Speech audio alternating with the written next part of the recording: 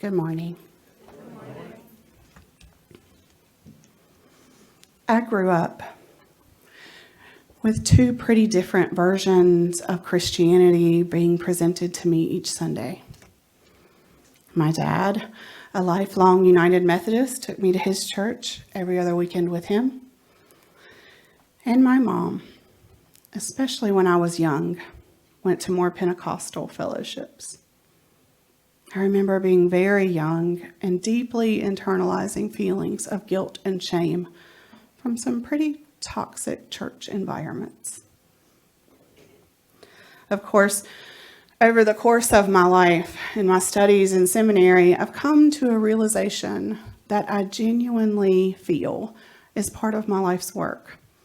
And that is to introduce people to what it means to experience faith and religious community without fear. I am deeply committed to helping people set themselves free from guilt and shame that has been put on them from behind a pulpit or from a place of power.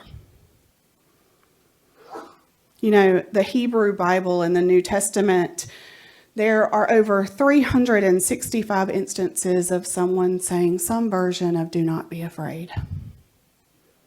Whether it is, "I take care of the birds, so too will I take care of you. Do not fear," etc. Some version of "do not be afraid," 365 times. Don't lose sight that that's how many days there are in the year. And it's said not as a condemnation. If one of our children or grandchildren came into our room in the middle of the night and they tell us that they had a bad dream, we don't yell at them for being afraid or tell them that their doubts are sinful. We scoop them up in our arms and we take them back to their room and show them that there's no monster under the bed or in the closet. And we hold them and we say, "See, you don't have to be afraid. You are safe." I firmly believe that when someone stands in a position of power and tries to make people feel afraid of a thing that only the speaker can fix, there is a reason to be suspicious. When people use fear-mongering as a means to get you to behave in a certain way or another, that is about control. We see this all the time, especially in an election season, because fear is a great motivator. When we are afraid, we get a sense of urgency.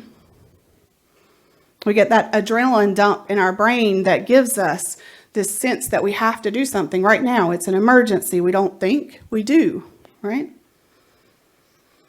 We don't have time to think about it. And we are very easily directed in those circumstances. If someone can convince us that there is an other to be afraid of, then they can control us. But fear is a cheap and easy way to get people to act. There's another motivator that is just as powerful, but it requires more work on our own parts. It inspires us to much more authentic action, and that is love.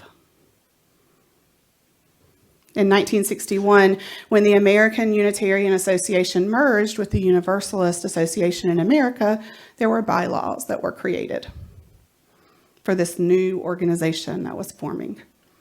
Maybe you know this stuff, but hang with me, because you know I'm a new UUA, right?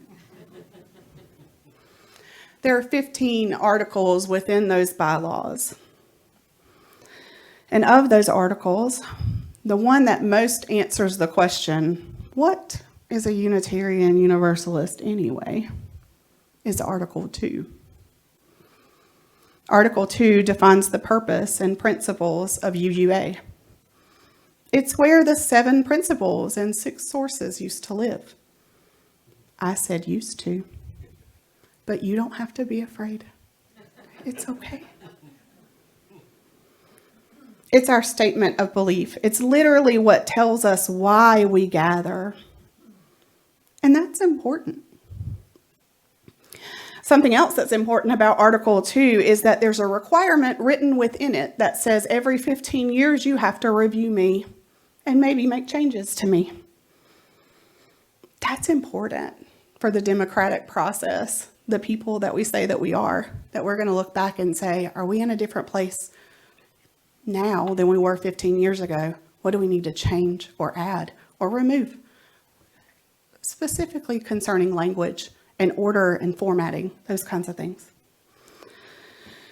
So every 15 years, the UUA will review and propose changes to Article 2 using the democratic process. I think you can guess that this is important. In 2009, we didn't have video doorbells on our homes. We didn't have Netflix streaming services on our TVs. Alexa wasn't born yet. My kids didn't even exist. A lot of changes happen over 15 years. And so it's a good idea to revisit things and use our democratic processes to redefine our priorities in light of the very changing world that we live in. Unitarian Universalism is truly a living tradition. And living means changing.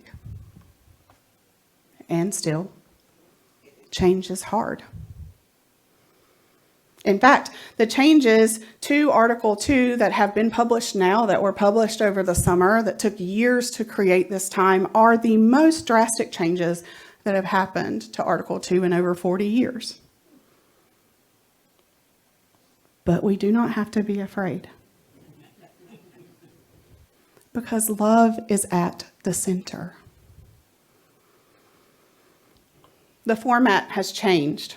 From the list of 7 numbered principles and 6 sources, a lot of the values are the same. And even some of the actual sentences from the 7 principles are there, just moved around a little and adding a lot of covenantal language. Over the coming weeks and months, covenant will be a word that you will be hearing more of. A covenant is an agreement in its very simplest terms. But it's also something more than that, from the Latin meaning coming together or promise from the heart. A covenant is motivated by love, not by fear or control. It's a shift from a list of rules to a gathering of values held together by love. In 2006, Ziggy Marley, Bob Marley's son, one of them, released a song, "Love is My Religion." And I remember thinking, that's who I want to be. I don't want to be a person who's driven by fear of what will happen to me after I die. I don't want fear to be the motivation for any of the good that I do in the world. I want to do good in the world because I have a heart full of love. I think that this is what sets us as Unitarian Universalists apart from other faith communities. UUs are what I envision the kingdom of God to truly be. People of all different backgrounds and faiths and ages all coming together, motivated to do good in the world because we love, not because we are afraid of the consequences when we don't. All of our values, equity, interdependence, justice, generosity, pluralism, and transformation, come from a place of authentic love.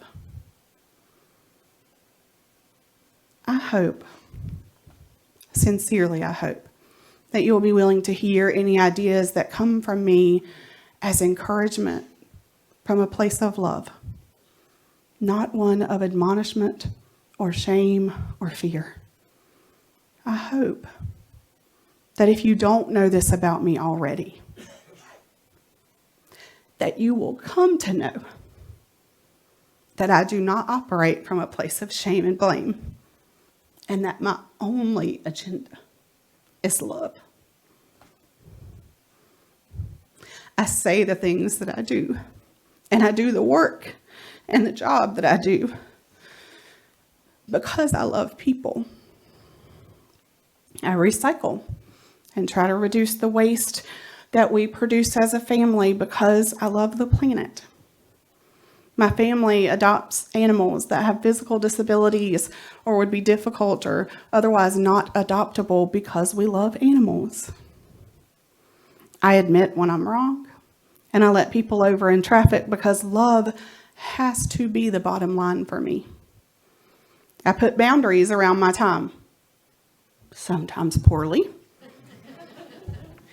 and getting rest because I love myself. I drive my kids to school every morning and I sing, "This is the day, this is the day." And sometimes it's Lord. When I drop Ethan off, it's Lord. And when I drop Zev off, it's Aphrodite. I'll change it to whoever they want it to be, but I'm going to sing "This is the day" to them every morning. I drive my kids to school every morning and I sing "This is the day," and I pray and I do affirmations with them every single morning before they get out of the car to go into school because I love them. I serve on racial justice committees and have taken my kids to rallies and protests since they were literally in my womb because I believe that love can change the world. And for me, love is more important than being right. It's more important than my own ego. Love is the foundation of everything that I do, and so I have no desire to control any one of you in this room except the ones that live in my house, and it's part of my job to do. And I don't even flatter myself to believe that I could control any of you if I wanted to. Life is hard. Love both lightens the load and grounds us.